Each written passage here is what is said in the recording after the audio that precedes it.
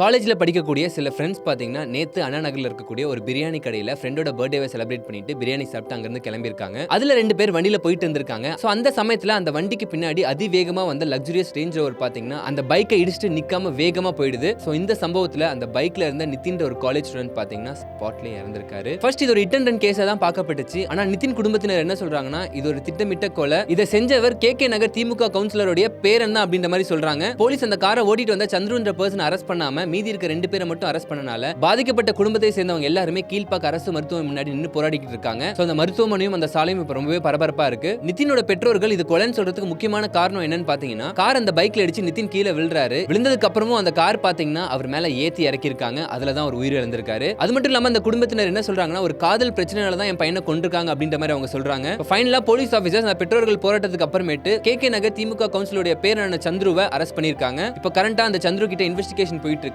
எதுக்காக இந்த கொலை செஞ்சாருன்றது எல்லாமே போக போக தான் நமக்கு தெரிய வரும். லவ்ல நடந்த ப்ராப்ளம்னால அந்த பையனை கொல்லப்பட்டாங்களா இல்ல வேற எந்த விஷயனால இது நடந்துச்சுன்றதை நம்ம வெயிட் பண்ணி தான் பார்க்கணும்.